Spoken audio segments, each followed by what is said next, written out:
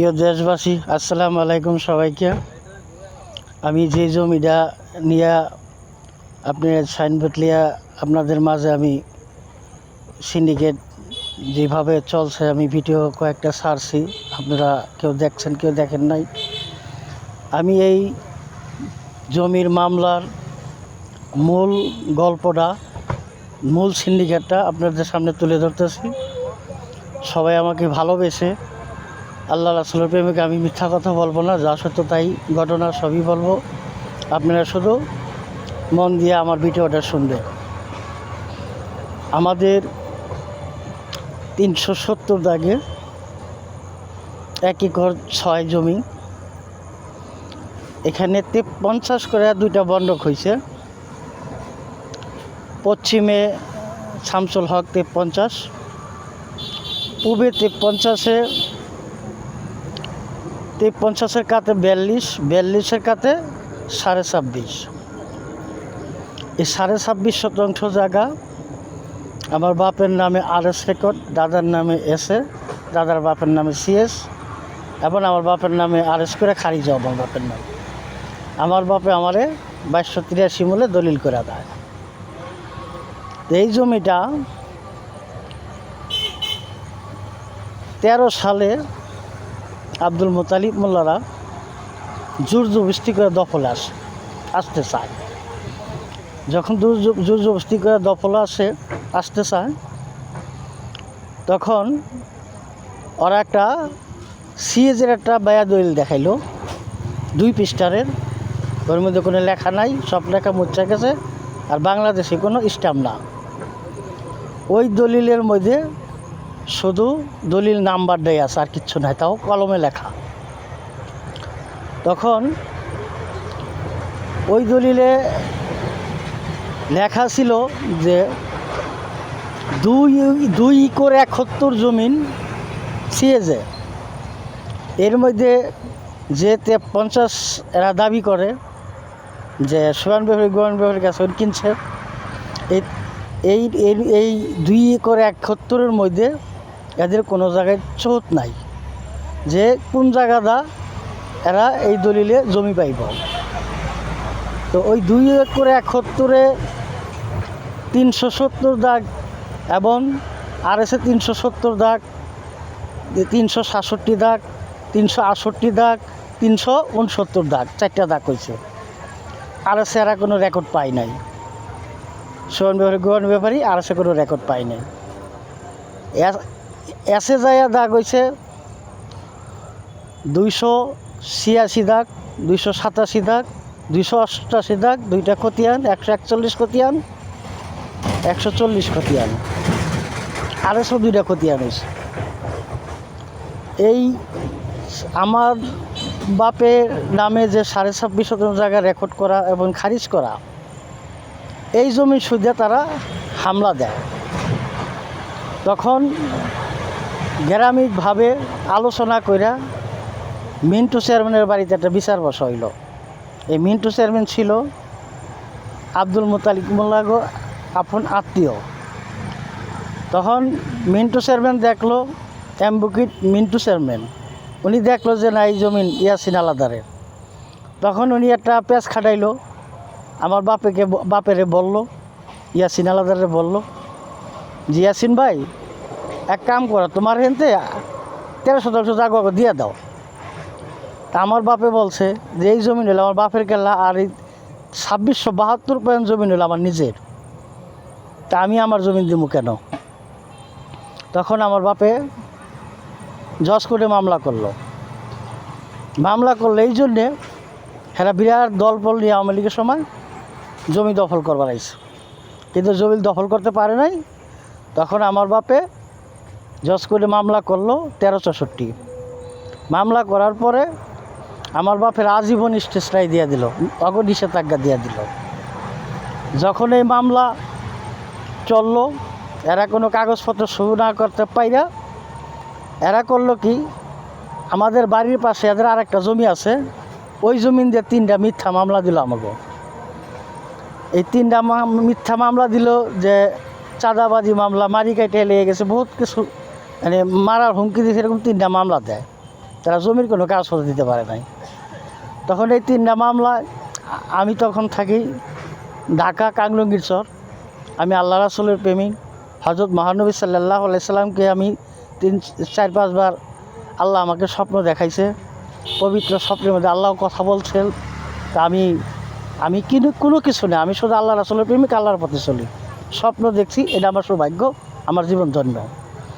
তো ওই সময় আমি স্বাভাবিক না, তখন আমারও মামলা দিছে, আমি বাড়িতে থাকি না।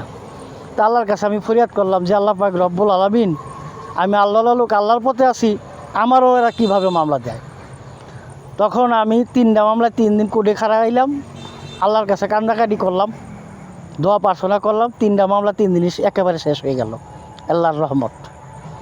কারণ মিথ্যা মামলা তো টিকে না, সাক্ষী প্রমাণ কিছু দিতে পারে নাই। তখন জমির মামলা আমার দফলের সাক্ষী দেওয়া হইল 2 জন, আমার বাপের সাক্ষী দিল। যখন 16 সালে আমার বাপ অসুস্থ হয়ে পড়ল, মৃত্যুর অবস্থা, তখন আমার বাপে এই জমি যাবিত খরচ আমিই চালাই গেছি।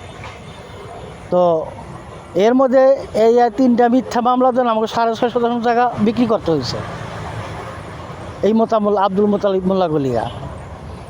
তখন এই জমি আমার আব্বাই আমারে এবাকিত দলিল করে দিয়া যায়, দলিল করে দিয়ে 2283 মূল দলিল করে দিয়া কোর্টে যাইয়া পরিচয় করে দিল এবং উকিলদেরকে বলল যে আমার এই 2672 সম্পদ আমার নামে রেকর্ড, আরএস রেকর্ড এবং খারিজ। এই জমি আমার জমিটা আমি আমার ছেলে মোহাম্মদ তাইজুদ্দিন ইসলাম হাওলাদারকে 2283 মূলে দলিল করে দিছি। এখন থেকে এই মামলা সেই পরিচালনা করবে। স্যার অসুস্থর কথা সে জানাই আসলো। পরে 17 সালে আমার বাবা মারা যায়। মারা যাওয়ার পরে আমাকে সাক্ষী সব শেষ, আমাদের সাক্ষী দেওয়া শেষ। মারা যাওয়ার পরে আমার কায়েম মোতাবেক আমার বাদী হইতে হইল। 2283 মূল দলিল দিয়া আমি বাদী হইলাম কায়েম মোতাবেক। বাদী হওয়ার পরে আবার আমার সাক্ষী দিলাম। সাক্ষী দেওয়ার পরে এদের কোনো দফলের কোনো সাক্ষী দিতে পারলো না, কোনো সাক্ষী উপস্থিত করতে পারলো না আব্দুল মোতালিব মোল্লারা। তখন এরা যেই দলিলে জমিটা দাবি করলো,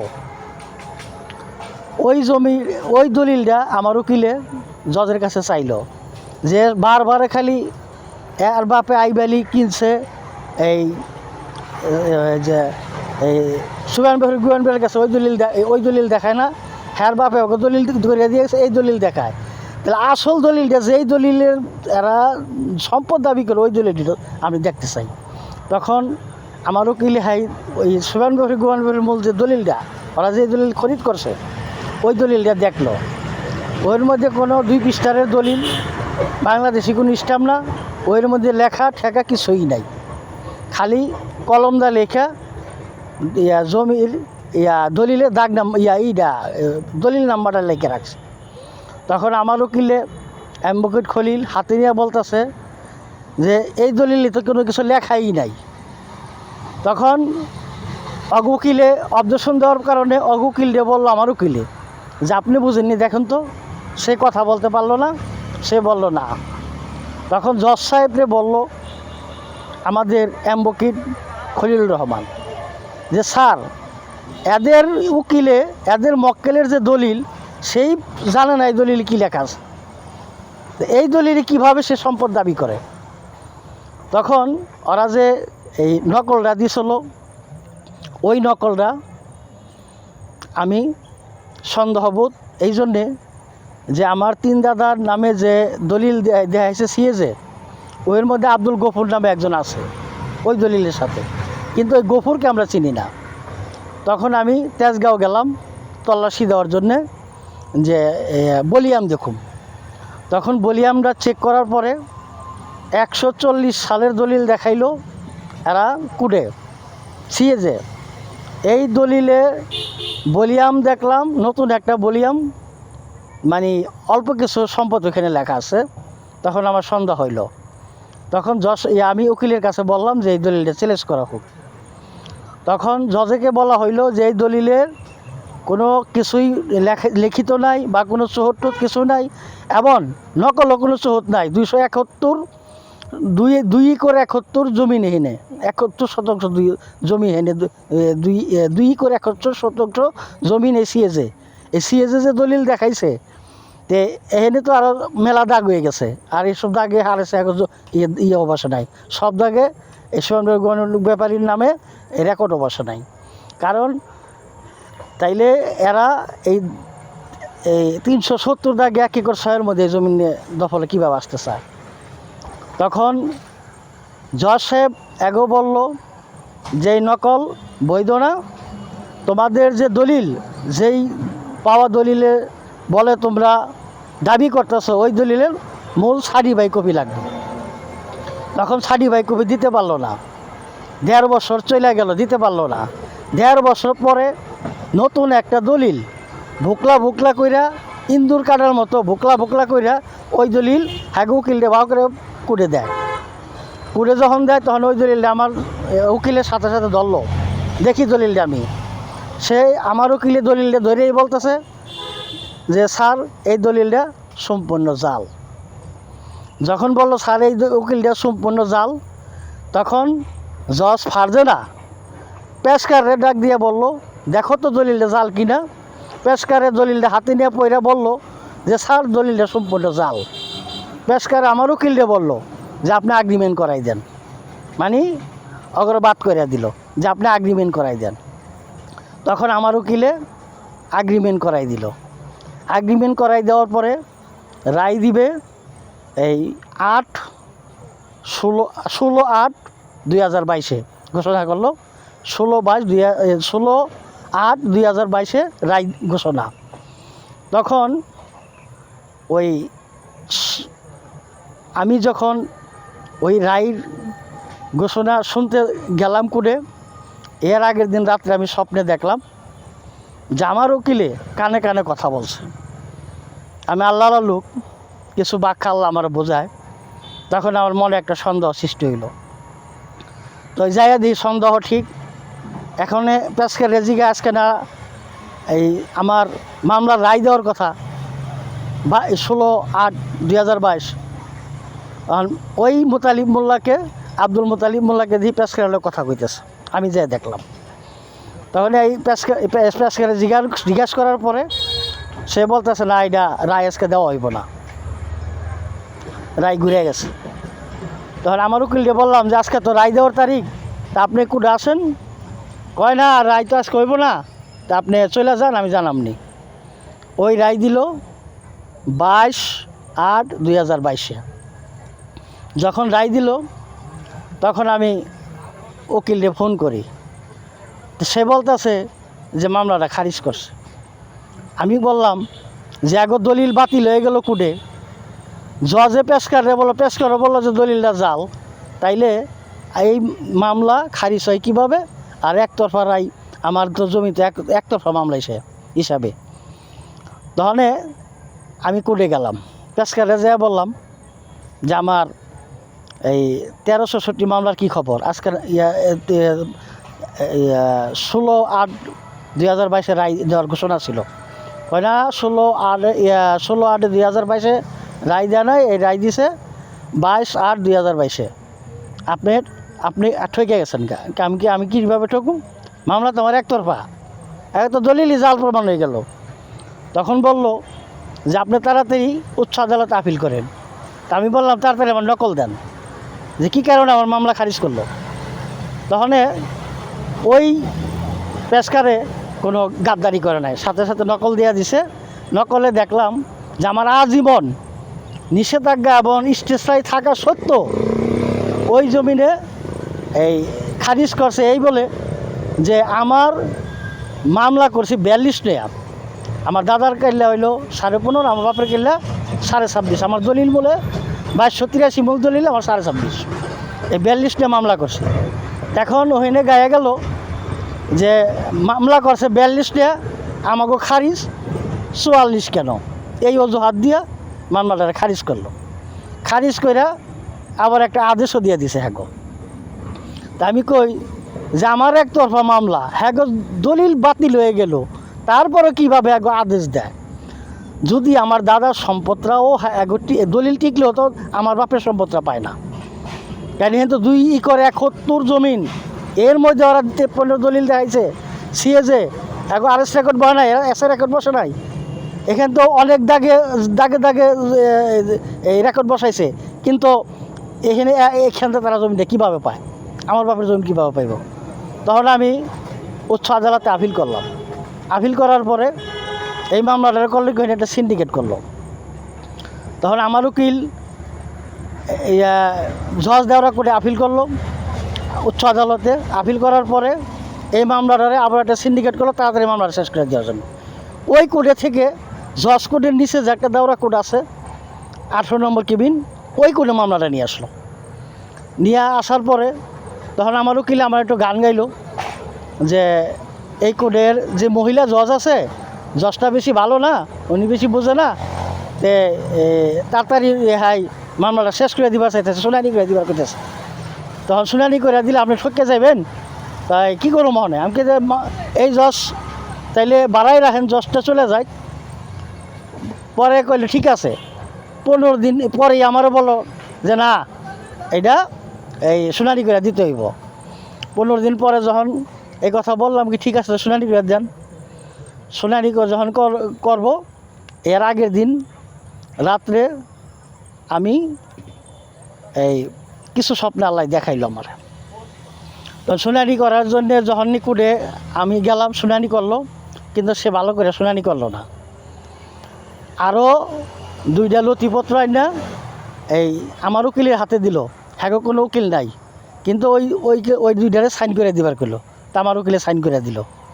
তখন শুনানি করার শেষ আমার উকিলকে বললাম যে 2টা নথিপত্র যে আপনার হাতে দিল নতুন, এই 2টা আপনি কেন সাইন করলেন, 2টা কী লেখা ছিল?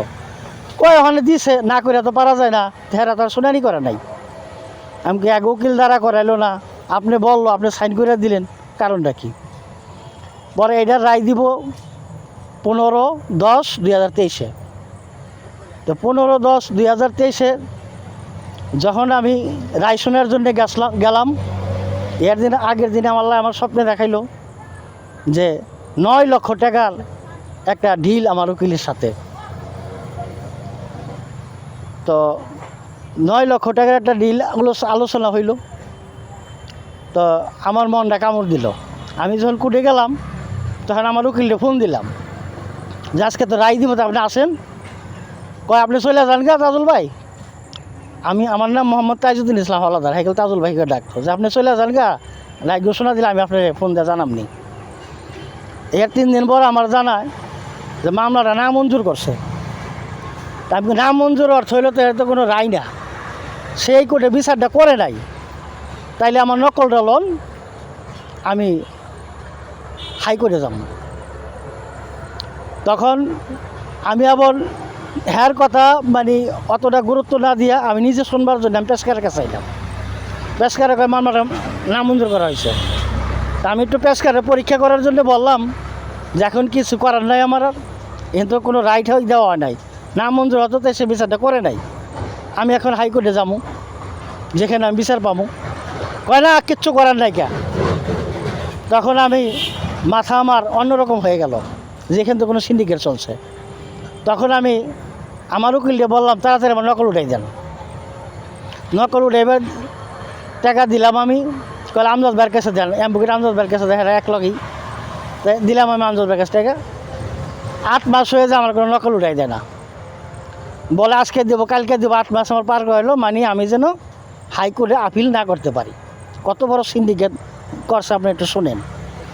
পরবর্তীতে 8 মাস পরে দিয়া যখন আমজাদ ভাইরে কইলাম, আমজাদ ভাই কইল ঠিক আছে আমি এই খলিল ভাই ডাক দেই, তার সাথে সে আপনার সাথে করে লই যাবেন কোর্টে। তো খলিল ভাই অ্যাম্বুকেট খলিল ভাই যে আমার মামলা লড়ছে, উনি আমার সাথে কোর্টে গেল। তো পেশকারের কাছে যাইয়া মিসকি মিসকি হাসে, চশমার তল দিয়া চোখ টিভিবারে কয় আমার সামনে তে নকলটা দেন না কে। তখন আমার মনটা কামড় দিল। তখন হ্যাঁ বললো দিমুনি কালকে। তো কালকে করতে 15 দিন পার। পরবর্তীতে আমি দিশা পিসা না পাইয়া আমি একজন পিপি সৎ মানুষ অ্যাম্বুকিট ফৈজুদ্দিন, তাকে যে ধরলাম যে স্যার এই আমার নকলটা এরকম করতেছে, আপনি আমার নকলটা উঠাই দেন। তিনি যখন নকলের জন্য গেলেন, যখন অ্যাডভোকেট পিপি ফৈজুদ্দিন ওই নকলের জন্য গেল, পেশকারের কাছে নকল চাইল, পেশকারে বলল লতি পাওয়া যাইতেছে না। তখন আমি অ্যাডভোকেট ফৈজুদ্দিনের কাছে গেলাম যে নকলটা উঠাইতে পারছেন কি না। তখন বলল যে পেশকারে বলতেছে লতি পাইতেছে না। তখন আমি বললাম, স্যার আমার তো আপনি মহব্বত করেন, মায়া করেন, এটা নিয়ে একটা বিরাট বড় একটা সিন্ডিকেট চলতেছে। আগের বারও মামলাটা খারিজ করছিল। এই মামলাটা দলিল যে এই জাল প্রমাণ হয়েছিল কোর্টে, সেই কথাটাও ওই এই যে মামলাটা খারিজ করছে ওই জায়গায় উঠে নাই, কিন্তু আদেশ দিছে। তো এইবার একটা এই সিন্ডিকেট চলতেছে, আপনি জজের সাথে কথা বলেন। তখন অ্যাডভোকেট ফৈজুদ্দিন, উনি একজন পিপি, উনি জজেরে সরাসরি বলল যে স্যার 333 নং মামলা, এই মামলাটা নামঞ্জুর করা হয়েছে। এখন আমাদের জমি বেদখল হয়ে গেছে, কিন্তু কোর্ট থেকে নকল দিতেছে না। তখন জজ সাহেব বলল পেশকারে যে এই মুহূর্তে লতি কই আছে, তাড়াতাড়ি বাই করে 24 ঘন্টার মধ্যে নকল দিবা। তখন আর নকল আটকে রাখতে পারলো না, ঠিকই 24 ঘন্টার মধ্যে নকল দিছে। তখন নকল পড়ায় দেখলাম, অন্য অন্য উকিলেতে দেখলাম, নিজেও দেখলাম যে মামলাটা যে নামঞ্জুর করা হয়েছে, আপনার কাছে আজীবন স্টেজ রায় দেওয়া আছে। তো এই মামলাটা নামঞ্জুর করে হ্যাঁ একটা আদেশ দিছে। তো আদেশ দিল যে আপনার যে 26.5% জায়গা এই 2283 মূল দলিলে আপনার বাপের নামে রেকর্ড এবং খারিজ, তো এই জায়গাটা এখানে ফাঁক রেখে গেছে যে ইয়াসিনের হালাদারের মোহাম্মদ ইয়াসিন হালাদার পুত্র তাইজুদ্দিন ইসলাম হালাদার, এর যে 2283 মূল দলিলে 26.5% জায়গা আছে, এই জায়গাটা সে যদি 42 যে মামলা এর মধ্যে আলাদা করতো, তাইলে সে জায়গাটা পাইতো। কিল্লিগা তার দাদারা বেঁচে গেছে, তার দাদাদের জমিটা সিয়েছে, তাগো আদেশ দেওয়া হয়েছে। কিন্তু আমার যে 26.5% জায়গা এই 2283 মূল দলিলে, এই জায়গাটা তাগো দিতে পারে নাই। এই জন্যে আদেশ দিয়ে এই কথা বলে দিছে যে আমার মামলাটা এই 26.5 নামে আলাদা করলাম না কেন, কিন্তু আলাদা করা ঠিকই ছিল। এই অজুহাত দিয়ে এই নামঞ্জুর করে এক আদেশ দিল। তখন আমি হাইকোর্টে আসলাম। হাইকোর্টে আসার পরে একজন ভালো উকিলের সাথে আমার সাক্ষাৎ হইল, ওনার সাথে আমার রফা দফা হইল। আমার মায়া মহব্বত করে উনি যাক আমার মামলাটা আমি আল্লাহ মানুষ, টাকায় দুর্বল করে দিব। কিন্তু কইগঞ্জ এক ছাড়া আইসা, মানে অল্প বয়সে একজন লোক আইসা বলল যে আমি একটা উকিলের এই নাম্বার দিয়ে দেই, এর কাছে যান, দেখেন আপনি অনেক হেল্প পাইবেন, সে অনেক ভালো বোঝে, আপনারে অতি তাড়াতাড়ি মামলাটা জিতাই দিব। তখন নাম বলল ওহাবের, অ্যাডভোকেট ওহাবের নাম বলল। আমি তার নাম্বার দিল, আমি যাইয়া 2 নম্বর হল এই ওখানে যা ফোন দিলাম, 2 নম্বর হলে যা ফোন দিলাম। তখন বললাম যে দেখেন আপনার কাছে একজনে আমার পাঠাইছে, আমি আল্লাহ লোক আমার কাগজপত্র দেখেন কীভাবে আমার সাথে সিন্ডিকেট করছে, আমি টাকা পয়সা একটু দুর্বল, তো আপনি আমার মামলাটা সুন্দরভাবে একটু করে দেন, আমারটা হেল্প করেন। তো ঠিক আছে, মামলাটা সে নিল। মামলাটা নেওয়ার পরে যাই হোক টাকা পয়সা চুক্তিপত্র যাইছে, আল্লাহ লোক হিসাবে যাই যতটুকু করার করছে। তো টাকা দিছি, দেওয়ার পরে তো উনি মামলাটা সাজাইলো। ফট করে উনি আবার ফোন দিল যে আপনি যে আগের যে মামলাটা এই খারিজ করছে, ওই নকলটা আমার লাগবো। আমি ওই নকলটা আপনি দিলাম, মানে কি আর কিছু টাকা খসানোর জন্য আর কি। সে বলতেছে না ওইটা হইব না, আপনি আমার ফিরে ওটাই দিব। তো ওইটা আবার নিতে 3000 টাকা নিল। নেওয়ার পরে ওই নকলটা যখন উঠাইলো 1366 মামলার, তখন ওই নকলটা আমার নাম মোহাম্মদ তাইজুদ্দিন ইসলাম হাওলাদার, মামলার মধ্যেও তাই, আমার দলিলের মধ্যেও তাই। উনি ওইখানে জায়গায় আবার তৈজুদ্দিন লাগাইছে আমার আইডি কার্ডের বাইরে। তো যাক, যখন এই ভিডিওতে গেলাম, আমি আমার আইডি কার্ড দিয়ে আমার নাম মোহাম্মদ তাইজুদ্দিন ইসলাম হাওলাদারই লিখলাম। তো উনি মামলাটা যখন করলো, করার পরে ওইখানে আবার 2-1 জায়গায় তৈজুদ্দিন বলছে। তো ওই মামলাটা কোর্টে যাওয়ার পরে আমার কাগজপত্র যদি দেখা জজ সাহেবে এমন সুন্দর একটা অর্ডার দিল যে ওই কোর্টে যে কর্মকর্তা আছে যেখান থেকে আমি অর্ডারটা উঠে আনলাম, এরা বললো এত সুন্দর এই অর্ডার কী করে দেয় না, আপনি যে সুন্দর অর্ডার দিছে। ওই অর্ডারে লেখা ছিল যে আমার আবার ফিরে স্টেজ রায় দিছে। ওই আগে তো আজীবন স্টেজ রায় ছিলই, হাইকোর্ট স্টেজ রায় দিছে 191 দিন আমার মুখোশ করে দিছে। তখন শেখ হাসিনার পতন হয়ে গেছে আর কি। আর শেখ হাসিনা যখন ছিল তখন নাকি এই গণনা করছে। তো 191 দিন আমার মুখোশ করে দিল, আর অগর রেকর্ড তলব করলো, আর স্টেজ দায় আমার দিয়া দিল, এগো সতর্ক করে দিল যাতে আমার খেতে না আসতে পারে আর আমার জন্য কোনো ডিস্টার্ব না করতে পারে। তখন এপার থেকে কিছু লোক বাউইল, এরা বসে নাই। যখন দেখছে আমি নকল উঠে নিয়ে মামলা করে আলাইছি, এরা জোর জবস্তি করে 50-60 জন লোক আইসা সাইনবোর্ড গাড়লো, 2টা সাইনবোর্ড গাড়লো। সাইনবোর্ড গাড়ার পরে তখন আমি আসলাম যে আপনারা এত মানুষ নিয়ে হায়ার করে এনেছে, সাইনবোর্ড গাড়লেন। তাই আমি তো হাইকোর্টে এটা আপিল করছি, হাইকোর্টে মামলা করছি। তো এই আমার দলিল কি বাদ হয়ে যাব, আমার বাপের রেকর্ড কি বাদ হয়ে যাব, আপনারা কি জমি আমার জমি জোর করে নেবেন? তখন আরেকজন আবার কইল আমি বাইনা করছি, বেজার বলা মজিবর কইল যে আপনি পাইলে লয়ে যান। পরে ওই যারা নিয়ে অনেক লোক আসলো, এই আওয়ামী লীগের বহুত লোক আসলো। তাদের বললাম যে হ্যাঁ বাবা রে, তোমরা যে এই জমিটা জোর জবরদস্তি করে এই যে সাইনবোর্ড গার্ড বানাইছো এগুলো পক্ষ হইয়া, তা তোমরা এটা করো না, জমিটা আমার। এটা আপনার কথা আমরা শুনুম না, আমরা যাদের কথা আছি তাদের কথাই শুনুম। আর বললো যে আমরা টাকা পয়সা আইছি। তখন করে যখনই শেখ হাসিনার পতন হয়ে গেল, তখন ওই কুড়ে থেকে যখন আমারে অর্ডার দিয়ে দিল, অর্ডার দেওয়ার পরে তখন এই সাইনবোর্ড আল্লাহর কাছে ফরিয়াদ করলাম যে আল্লাহ জোর জুলুম করে 2টা সাইনবোর্ড গাড়ছে, এই বিচার তুমি করো। আল্লাহর হুকুমে এই দুই সাইনবোর্ডের 2জনের কাছে বাইনা করছে, হেরাই দ্বন্দ্ব করে এই সাইনবোর্ড একটাও ছিল না, আল্লাহর রহমত। পরে আল্লাহ আরেক দল বাউইল, এই ওপার থেকে আরেকটু আগো বাড়ির লগে থেকে আরেক দল বাউইল। বাওয়ার পরে এই পরাণ মোল্লা আইব, হাসান মোল্লা আইব, তারপরে যে এই অ্যাম্বোকেট এই যে ভ্যান্ডার এই যে হারুন আইব, আর অনেকজনে বলে কিনবো। তখন আমি কইলাম দল ধরে আহে জমি মাপবো। তখন আমি সাবেক মেম্বার ফজলুল করিমকে ফোন দিলাম যে দেখেন এই জমিন এত সিন্ডিকেট করতেছে, এই জমিন আমি হাইকোর্টে আপিল করছি, হাইকোর্টে মামলা করছি, ওইখানতে এখন তারা জোর জবরদস্তি করে এরা আওয়ামী লীগের সময় জোর জবরদস্তি করে সাইনবোর্ড গাড়লো, এখন আবার আরেক দল আসতে চায়, এটা কি ঠিক নেই? আমি তো এই হাইকোর্টে মামলা চলতেছে। তখন সাবেক মেম্বার ফজলুল করিম বলল যে তুমি যদি ভাই মামলা করে থাকো হাইকোর্টে তো আমার কাগজপত্র এনে দেখাও। তা আমি হাইকোর্টে গেলাম, যে কাগজপত্র না দেখাইলে তো আমার জমি দখল করে নিয়ে যাবো গা।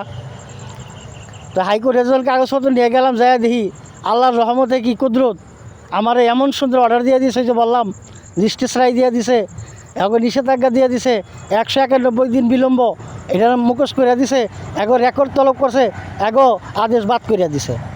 তা আমি ওদিনকে আইনা মামলার নথিপত্র এগো দিলাম, ফজলুল করিম হাতে দিলাম, মেম্বার ফজলুল করিম হাতে, সাবেক মেম্বার হ্যাঁ হাতে দিলাম, যে এই যে মামলা করছে এর কাগজপত্র, হাইকোর্টে মামলা করছে কাগজপত্র, আর আমারে আগে স্টেজ রায় ছিল আজীবন, আবারও হাইকোর্টে স্টেজ রায় দিছে, পরের সপ্তাহে আমি আপনি কাগজপত্র দিয়ে গেতেছি। পরের সপ্তাহে যখন আমি স্টেজ রায় উঠে আনলাম, উঠে আনার পরে হ্যার জামাই ব্যান্ডার এই হারুনের কাছে এটা দিয়ে এলাম। দিয়ে আসার পরে তারপরও কিছু লোক মপ করছিল। তখন আমি একটা কথাই বললাম, দেখেন আমার জমিনে আমি মামলা করছি, আবার হাইকোর্টে স্টেজ রায়ও পাইছি, অর্ডার পাইছি, এখন যদি জ্বালাজালি করেন আমি সয়ান আমান সাহেবের কাছে যা বলবো। তখন সবাই একটু নীরব হইল। হওয়ার পরে তখন ওই স্টেজ রায়ের কাগজপত্র তাকে দেওয়া হইলো, মোতামোলাক হাতে পৌঁছল, ওই মামলা যে করছি ওই নথিপত্রের কাগজও পৌঁছল, কিন্তু ওই এদেরকে নোটিশ দিতে একটু বিলম্ব করলো আমার উকিলে। কুরবানির আগ দিয়া আমার উকিলে কইছে যে এই পর্যন্ত তারা যখন কাগজপত্র জমা দেয় নাই, আপনি কাগজপত্র দেওয়ার পরে যে হ্যাঁ গো আপনি স্টেজ রায় পাইছেন বা মামলা করছেন, হ্যাঁ গো যে কাগজপত্র দিলেন নিয়া, কিন্তু হ্যাঁ তো কোনো কাগজপত্র জমা দেয় নাই, যে মামলাটা জজের বইলে শুনানি করে দেব। তাই করলো কি, কুরবানির কিছুদিন আগ দিয়া নোটিশ করলো, হ্যাঁ নোটিশ করলো। নোটিশে লেখা ছিল যে 42 দিনের সময় দেওয়া হইলো, আর আগে যে 2টা আদেশ করানো হয়েছে এটি বাতিল করা হইলো। যে যারা দিয়ে নোটিশ পাঠালো আনোয়ার, সে আমার বাড়িতে আসলো, আমার বাড়িতে এসে আমার কাছে 3000 টাকা দাবি করলো। আপনি দেখেন বিবাদীর এই নোটিশ দিবার আইছেন আপনি, তা আমার কাছে টাকা দাবি করেন কিনলে, কয় তাহলে আপনার কাজ করুন না। তা আমি বাধ্যমূল্য কইয়া আর কইয়া আইতে হইতে 1500 টাকা দিছি। তা হ্যাঁ আব্দুল মোতালিবের বাড়ি ছিল না, তা আমার লইয়া গেল, আমি রুটে খাড়াই রইলাম। হ্যাঁ আব্দুল মোতালিবের বাড়িতে ঢুকিয়া 1.5 ঘন্টা দেরি করছে, পাক্কা 1.5 ঘন্টা। 1.5 ঘন্টা নোটিশ দিবার যায় 1.5 ঘন্টা দেরি করে। দেরি করার পরে সে বাইর হয়ে আসার পরে আমি বললাম যে ভাই আনোয়ার, আপনি এত দেরি করলেন কেন? আপনি তো নোটিশ দিয়ে চলে আসবেন, আপনি 1.5 ঘন্টা সময় নিলেন কেন? কয়ে যে কথাবার্তি বললো 2টা রায় দেওয়া হয়েছে। আমাকে 2টা রায় তো দেওয়া হয় নাই।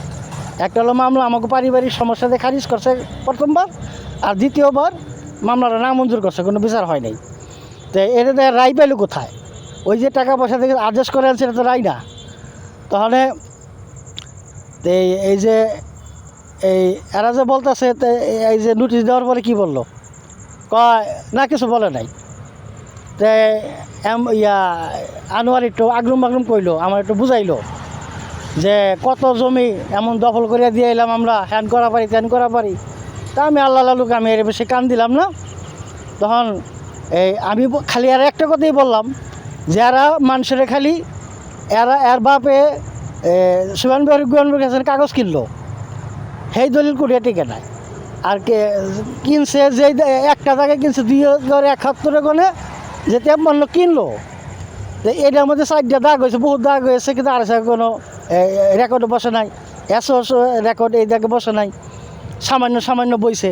তাইলে এরা তো যদি আমার দাদার কাছে সিএ যে কিনাও থাকে, সিএ তো জমি মেলা, এতে কোনো সহতো নাই। তাহলে তো আমার জমি, আমার বাপের জমিটা তো এরা পায় না। এরা এই যে আমার বাপের জমিটা পায় না বলে তাকে রায় দিয়া পারে নাই, টেকায় রায় দিয়া পারে নাই। তো হেরা সুবান বাপের কাছে যে জমিনটা, যেই দলিলটা কিনছে, সেই দলিল দেশের মাইসের দেয়াইব। এরা সেই দলিল না দেয়া, হ্যাঁ গজে আর বাপে লেখা দিছে, সেই দলিল মাইসের দেয়। সেই দলিল মাইসে কী বুঝবো? কোনো কথা তো ঠিকই কইছেন। তখন আমার উকিল ফোন দিলাম, খাতে সাইনবোর্ড আনা, এবার আমার পারমিশন দিয়ে গেল, হ্যাঁ লেখা দিয়ে গেল।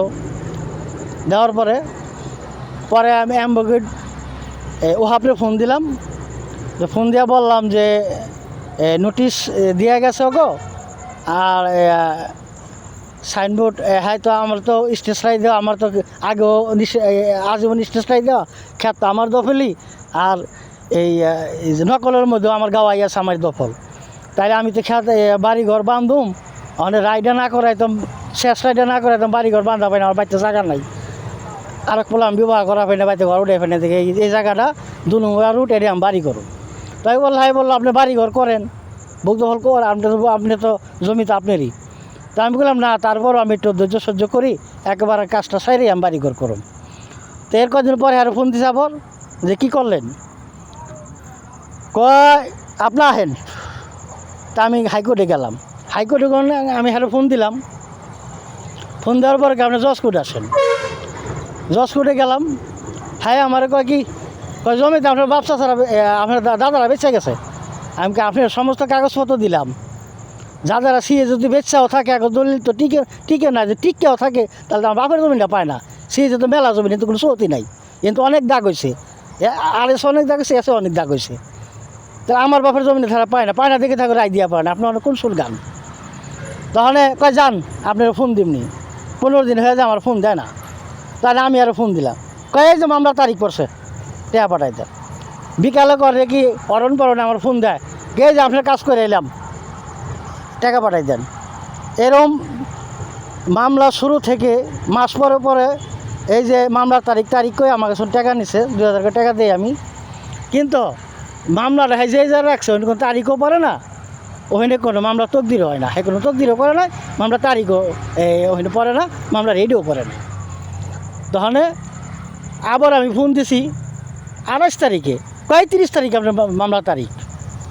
তখন যে আমি ফোন দিছি 28 তারিখে, আমি ওই রাতে স্বপ্নে দেখলাম যে আপনার মামলাটা রেড করছে। তখন আমার মাথাটা অন্যরকম হয়ে গেলো যে মামলাটা রেড করছে। ইয়ার কয়েকদিন আগে আমি স্বপ্ন দেখছি আব্দুল মুতালিব মোল্লা 31 লক্ষ টাকা একটা ডিল করতেছে কারোর সাথে তিনি। আর 28 তারিখে আমি স্বপ্ন দেখলাম, 28 তারিখে রাত্রে যে মামলাটা রেড করছে। তো আমি দৌড়ে গেলাম হাইকোর্টে যাওয়ার পরে আমি আমার বুঝবানকে একজন মানুষ দিয়া আমি এটা তকদির করলাম। প্রথম যে আমি এই স্টেজ সাইড রয়েছি, ওখানে গেছি। এরা আপনি তো কয়েকবার আইসেন, কী জানতে চান? আমি আমার মামলাটা কোন অবস্থা আছে আমি জানতে চাই। মামলাটা পেন্ডিং আছে, মামলা কোনো তকদির মকদির কিছু হয় না, এই মামলা এইভাবেই আছে। তা আমি কই তাইলে আমার উকিলে তো আমার তো মাসে মাসে টাকা নিতে আসছে, তারিখ পরে, আর আজকেও বলে তারিখ, এই জন্য মারছি, আপনি দেন একটু মামলাটা কি। তাহলে এই কথা কওয়ার পরে মোবাইল দিয়ে টিপে কয় কি আপনি লয়ারের সাথে কথা বলেন গা, আমি কিছু বলতে পারব না। পরে আরেকজন আমার মানে আত্মীয়জনে একজন লোক ভাও করিয়া দিল, হ্যাঁ মামলাটা নাম্বার ঠাম্বার নয়া মামলার খবর লইল। খবর লওয়ার পরে বলতেছে যে মামলাটা যে কেসেংডোবা আছে ওখানে মামলা কোনো তারিখও পড়ে না, ওখানে ওই মামলা এই যে মামলাটা রেড করছে। তখন আমি গেলাম ওই রুমে যা দেখলাম, জিজ্ঞাসা করলাম যে 38, 39 মামলার কী খবর। ওই মামলাটা এখানে আছে, মামলা কোনো আর ওঠানো হয় নাই, মামলাটা রেড করছে, মামলাটা রেডি করে নাই।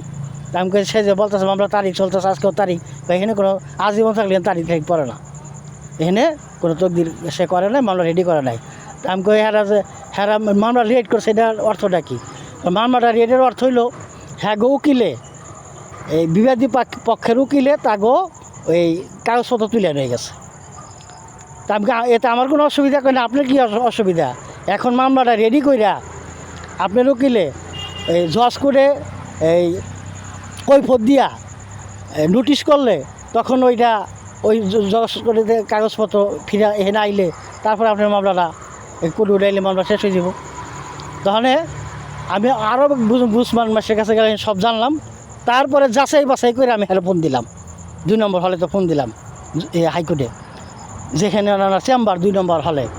তাহলে সে বলতেছে আপনি মামলার কাজ করতেছি, লতি বিচাইতেছি, আপনি বহেন। তাই ওইগঞ্জ অন্য একটা দলি হাতে করে আইসে, দুপুরের পর দিয়ে আইসে। আসার পরে এই যে আপনি মামলার কাজ সেরে এলাম। আমি কই আমার মামলাটা তো রেড করছে, মামলাটা যে জায়গায় আছে ওখানে তো কোনো তারিখও পড়ে না, কোনো তকদিরও হয় না। তে আপনি আমার মামলাটা রেডিও করেন নাই। আমার মামলাটা রেড করছে, বিবাদী পক্ষের আইনজীবী কাগজপত্র তুলে নিয়ে গেছে। এখন তো আপনার উচিত যে এই মামলা কৈফত দিয়া নোটিশ তৈরি কইরা এই জজ কোর্টে পাঠাইয়া এই মামলার কাগজপত্র হাজির করাইয়া আমার মামলাটা রেডি করে কোর্টে দেওয়া, তো মামলাটা শেষ হয়ে যায়। কিন্তু আপনি এটা করতেছেন না, কি লেগে খালি আমার ফোন দিলে কোন তারিখ পড়ছে টেয়া চান, তে আমার মামলা তো কোনো কিছু হইতেছে না। আমার মামলা আপনি আমার এই নো অবজেকশন দিয়ে আমার মামলা দিয়ে দেন। যখন এই কথা কইছি নো অবজেকশন দিয়ে আমার মামলাটা আবার দিয়ে দেন, নো অবজেকশন দিয়ে আপনার মামলাটা দিয়ে দেন না। তাই আমাকে তখন হলে কোন বাইরে হয়, আমাকে আমারই দেন, কয় বাইরে তো বাইরে আসার পরে তখন বলতেছে যে মামলার ফাইল এখানে নাই। আমি কি ফাইল আপনার এখানে দিছি, আমি আপনার এই লকআপে ফাইল থাকে, আপনি কি লিখে বলতেছেন ফাইল এখানে নাই? আমার নো অবজেকশন আমার ফাইলটা আমার দিয়ে দেন, আপনি আমার মামলা ফালাই রাখছেন, কোনো কাজ করবেন না। তাহলে ওই আরে আমি রিকোয়েস্ট করে কইলাম যে আমি আশা করে আপনার কাছে আইছিলাম, আশা করে আসার পরে আমি গরিব মানুষ, আপনারা বুঝাই ফিজাই কইছে, আর আপনি আমার সাথে এই কাজটা করলেন, আমার মামলা আপনি অবজেকশন আমার দিয়ে দেন। তাহলে বলতেছে তুমি কিন্তু এখন বেশি বাড়াবাড়ি করতেছ, তুমি কিন্তু এখন বেশি বাড়াবাড়ি করতেছ। আমি কেন বাড়াবাড়ি কী দেখলেন? আপনি আমার মামলার কাজ করতেছেন না, ভালো রাখতেছেন, তা আমি আমার মামলার নো অবজেকশন দিয়ে আমার ফাইলটা চাইছি। কয় 10 বছর পরে থাকবো আপনার মামলা, এখানে 10 বছর পরে থাকবো। তা আমি আমার মামলা 10 বছর পরে থাকবো কে জানমিয়া? পরে আমি কই ঠিক আছে, আমি জজ করে যাবো, আমার ফাইল দিবেন। একবার কইছিল ফোন করে আইয়েন, পরে আমি যখন কইছি যে ফাইল তো আপনার রেডি থাকে, এইবার বাড়াবাড়ি বেশি করতেছেন, আমারে ডাক্তি দেখা দেয় দিল। পরে আমি রবিবার দিন আরে বহুবার ফোন দিছি, ফোন কলয় ধরে না, কলয় ধরে না। পরবর্তীতে ফোন বন্ধ করে রাখলো। তখন আমি বাড়িতে বাইরে হইলাম, মানে আমার ভিতরে শান্তি নাই। বাড়িতে যখন বাইরে হইলাম, রাত্রে স্বপ্ন আমি বেশি ভালো দেখি নাই, আমার চলার পথে অনেক বাধা বিঘ্ন দেখছি। তো আয়া দেখলাম আব্দুল মুতালিব মোল্লা আমাদের এই এলাকায়, সে একজন লোক বসে কথা কইতেছে। তখন আমি বললাম যে আমি আল্লাহ লোক, কিছু না কিছু আল্লাহ আমার দেখায়, তাইলে এই যে আমার ফোন ধরে না, এমন এই ফোন বন্ধ করে রাখলো, আমি জজ কোর্টে গেলে একটা সিন্ডিকেট খেলবো। তাই আমি হইলে না যে আমি গেলাম এই হাইকোর্টে। এই হাইকোর্টে যাওয়ার পরে আমি আরে হাইকোর্টে যাওয়া বহুবার ফোন দিছি, কিন্তু সে ফোন রিসিভ করে না। তখন আমি দিশা পিসা না পাইয়া এই এই যে 2 নম্বর হলে এই বারে আমি হ্যার নামে একটা নো অবজেকশন চাওয়ার জন্যে একটা রিকোয়েস্ট করে 2 নম্বর বারে এই হলে দিয়ে এলাম আমি আব্দুল এই যে ওহাবের নামে, ও অ্যাডভোকেট ওহাবের নামে নো অবজেকশন পাওয়ার জন্য একটা নো অবজেকশন নোটিশ দিয়ে এলাম। নোটিশ দিয়ে আসি এই রবিবারে দিয়েছি, এই পর্যন্ত আর বারে তো আমার ফোন টোন করে নাই। তো আমি বাড়িতে আসলাম, বাড়িতে আসার পরে তখন যেই লোকের সাথে কথা বলছে ওই লোকের আমি জিজ্ঞাসা করলাম যে হে কী আলাপ করলো, মুতালিব মোল্লা কী আলাপ করলো। কয় কি আপনার এই জমিটা নিয়ে একটু কথা বলতে উঠলো, আমি একটু খোঁচা দিলাম যে এই আপনারা জোর জবরদস্তি করে একবার 2টা এই যে সাইনবোর্ড গাড়লেন, এখন আগেও শুনছি এই স্টেজ রায় ছিল আজীবন, এখন হাইকোর্টে স্টেজ রায় পাইছে, তো এই ঝামেলাটা মিডিয়া হালাই নিতে ভালো হয়। কয় কি এর ঝামেলা মিলামো, আরে 4 আনা পয়সাও দিম না, কোনো ঝামেলা মিডামো না, কারণ এই জমিন হে পাইব না। এর উকিলে হ্যাঁ দেখেন না, আর এক বছর ঘুরাইব, এই জমি মামলাটা বাদ করে দিব, আমরা এটা রায় করে লই আমো। তাহলে প্রিয় দেশবাসী, আপনারা এটা বিবেচনা করেন, এগো কাগজপত্র যখন এই এগো আইনজীবীতে উঠাই লইল, তাইলে কি করে আশা করলো যে এরা এই মামলা রায় করে লইব। আর আমার উকিলে আমার 1 বছর ঘুরাইবে, এরা কী করে জানলো। আর আমার উকিলের আচরণ, কাজে, ক্ষেত্রে সব মিলে গেছে। এই জন্য আমি নো অবজেকশন চাইছি, এখন ধরে পাইতেছি না। আমি কয়েকটা ভিডিও ছাড়ছি যে আপনার কাছে আপনাদের দর্শকদের কাছে হেল্প চাইছি, দেশবাসীর কাছে হেল্প চাইছি, সে যেন অতি তাড়াতাড়ি আমার এই নো অবজেকশন ফাইলটা আমার হাতে দেয়। সেই জন্যে আপনারা সবাই আমার জন্যে একটু দেখবেন, যাতে অপরাধীদের শাস্তি হয়। আর এই অপরাধী যখন এই কথা বলতে পারে, সে বহুত সিন্ডিকেট করতে পারে।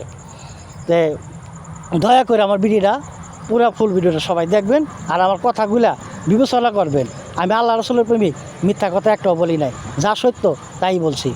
তাইলে এই আব্দুল মুতালিব ওদিনকে এখানে আইলো কেন, আর সে এই কথা কেন কেমন কী করে জানে যে আমার উকিলে আমার 1 বছর ঘুরে মামলা শেষ আর হেরা রায় করে নেব। এই সিন্ডিকেটটা আপনি একটু বিবেচনা করেন। এই বলে আপনাদের বিদায় নিতেছি, আর সন্ধ্যা হয়ে গেছে বিদায় নিতেছি।